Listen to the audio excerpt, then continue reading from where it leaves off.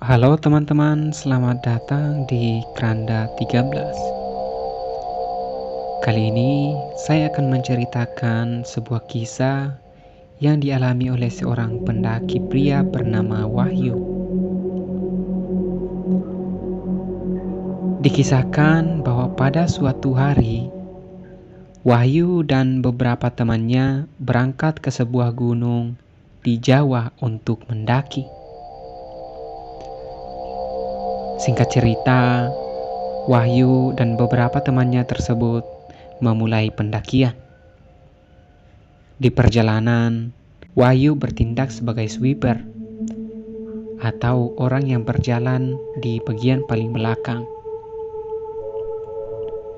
Karena terlalu santai berjalan, tanpa disadari, ia berpisah dengan rombongannya yang berjalan terlalu cepat. Wahyu sudah berusaha untuk mengejar mereka, tetapi karena sudah tertinggal jauh dan ia juga lelah, akhirnya ia memutuskan untuk beristirahat. Tak lama kemudian, dari arah bawah, ia melihat seorang pendaki lain yang berjalan sendiri. Hingga pendaki tersebut sampai di tempat Wahyu istirahat. Ternyata, pendaki tersebut adalah seorang pendaki perempuan yang juga terpisah dari rombongannya. Singkat cerita, mereka berdua menjadi akrab. Dan mereka pun memutuskan untuk jalan bersama, menyusul teman-teman mereka yang sudah lebih dulu. Beberapa saat kemudian, akhirnya mereka tiba di pos 4. Sekedar informasi bahwa gunung yang mereka daki ini memiliki 7 pos.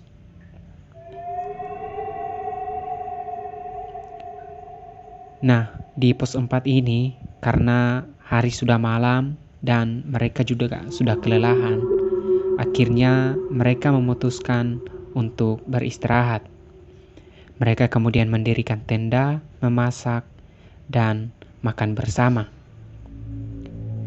Setelah selesai dengan segala aktivitas tersebut, mereka memutuskan untuk tidur.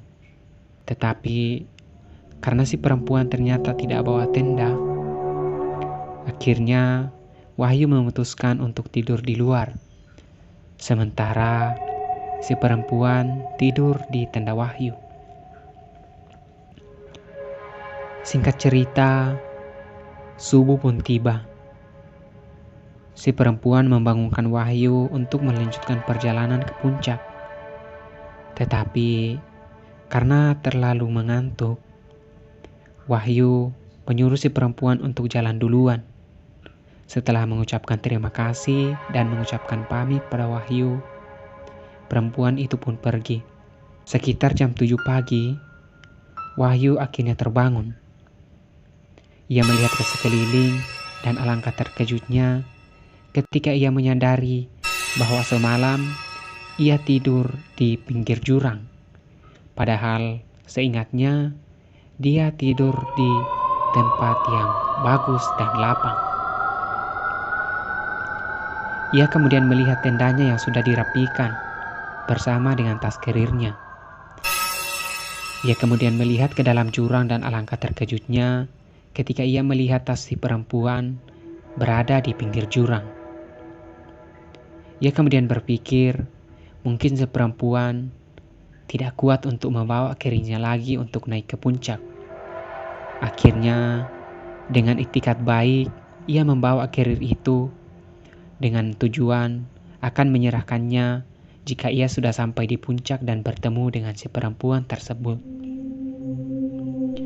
Singkat cerita, akhirnya Wahyu bertemu dengan teman-temannya di puncak.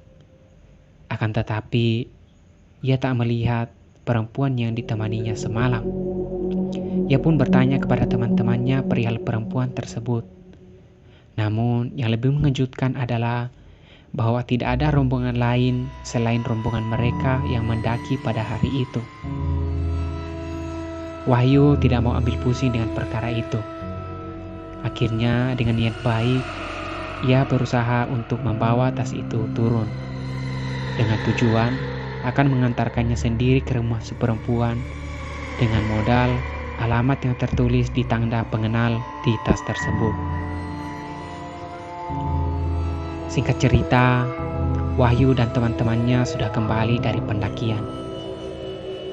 Ketika sampai di rumah, Wahyu mencari alamat perempuan tersebut dan mengantarkan tasnya.